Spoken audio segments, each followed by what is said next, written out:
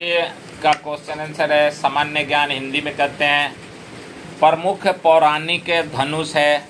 मतलब जैसे कि सभी राजाओं ने एक धनुष वाले, जब धनुष के समय का था, युद्ध हुआ करता था, जैसे रामचंद्र ने धनुष से युद्ध किया।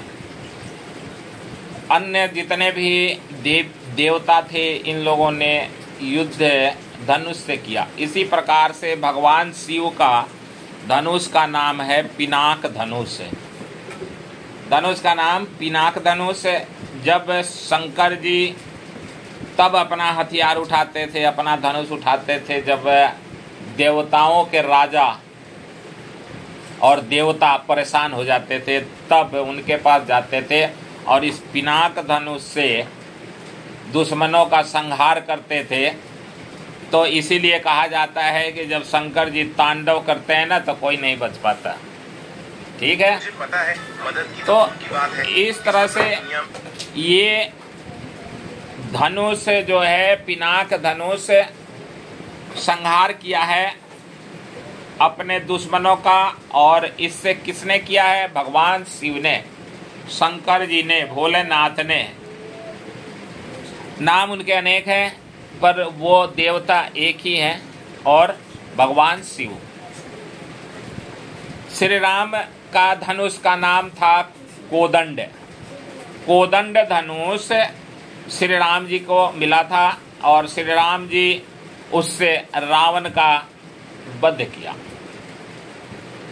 श्री कृष्ण जी को भी एक धनुष मिला और वो धनुष था सारंग धनुष। उस धनुष का नाम सारंग धनुष है। तो मनुष्य के पास कुछ भी रहता है ना, तो उसका नाम रख दिया जाता है ना।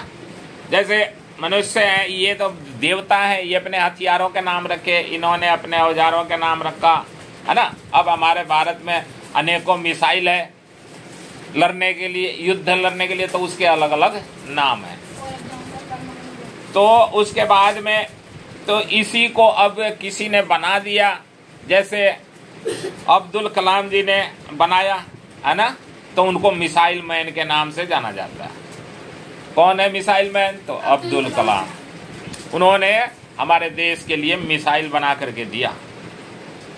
लक्ष्मण जी का जो धनुष था, उसका गांधारी धनुष कहते हैं।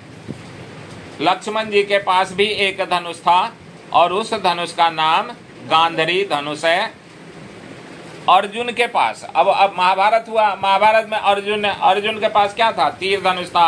उन्होंने धनुष से मछली के आंख में तीर मारा था, चलती हुई पहिया के बीच से निकाल करके, पानी में परिछाई देख करके, और मछली के आंख में निशाना लगाना था।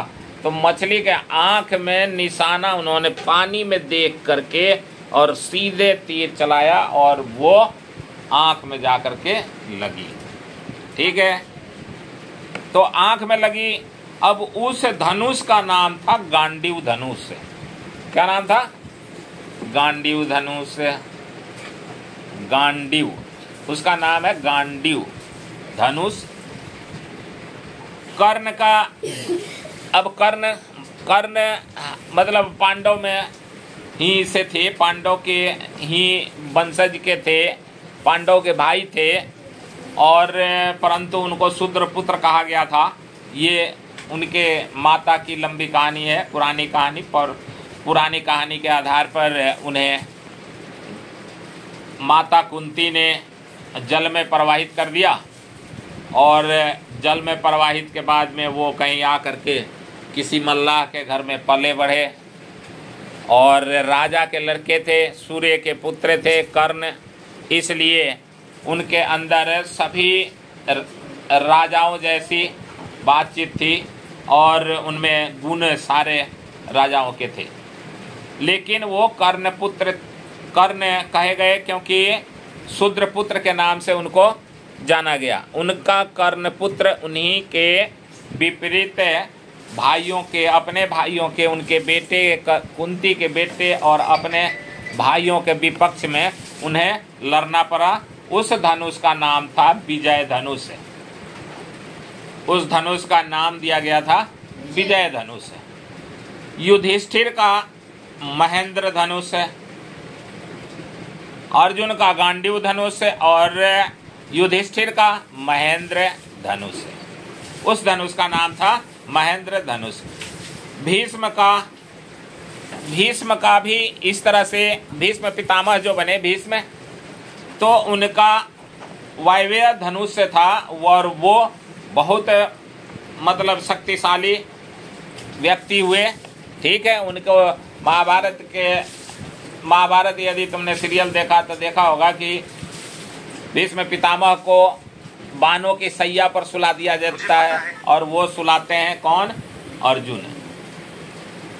तो वो अपने गांडीव धनुष से वायव्य धनुष को भी पराजित कर दिया। क्यों? क्योंकि उनके अंदर सत्यता थी। किसके सत्यता थी? उनको वो अपने अधिकार के लिए लड़ रहे थे और जो उनके चचेरे भाई नहीं दे रहे थे। कौरव कौन थे? उनके चचेरे भाई थे। तो इस तरह से उन्होंने युद्ध किया और भीष्म पितामह को बाणों की सैया पर सुला दिया अर्जुन ने।